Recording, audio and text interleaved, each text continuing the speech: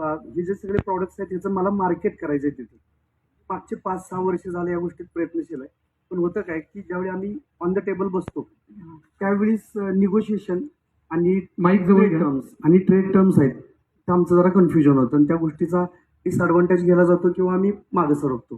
तर मी आता तुम्हाला तिथं कसं काम करू शकेन, तिथं काही मदत होईल का मला ओके. तुमची? आता ट्रेडमध्ये कधीही ट्रेड एक्सपोला जात असताना किंवा एक्झिबिशनला जात असताना एक्झिबिशन 3 फेजमध्ये तुमचं बघण्याचा दृष्टिकोन 3 फेजमध्ये असला पाहिजे. प्री एक्सपो, इन एक्सपो आणि पोस्ट एक्सपो. एक्सपोला जाण्यापूर्वी तुम्ही सगळ्यात महत्वाचं जाण्यापूर्वी तिकडच्या लोकांच्या अपॉइंटमेंट घ्या. तर तुम्ही गल्फ फूडसाठी रजिस्टर केलं असेल तर जिथे रजिस्टर केलंय तुम्ही त्यांच्या वेबसाईटवरती कोण कोण लोक तिकडे स्टॉल लावणार आहेत यांची लिस्ट असेल. त्या लोकांबरोबर pre scheduled buyer seller meet करा बरं सर. आधी जाण्यापूर्वीच. ओके. त्या लोकांना तिकडे त्यांच्या वेबसाईटवरती ते ऑप्शन आहे की तुम्ही ते बायर सेलर मीट हे करू शकता. जसं तो माणूस तुम्हाला अप्रूव्ह करतो की बायर सेलर मीटसाठी त्याचा लिंक्डइनचा डिटेल्स तुमच्याकडे येतात. ओके. लिंक्डइनवरती याच्यावर कम्युनिकेशन चालू करा.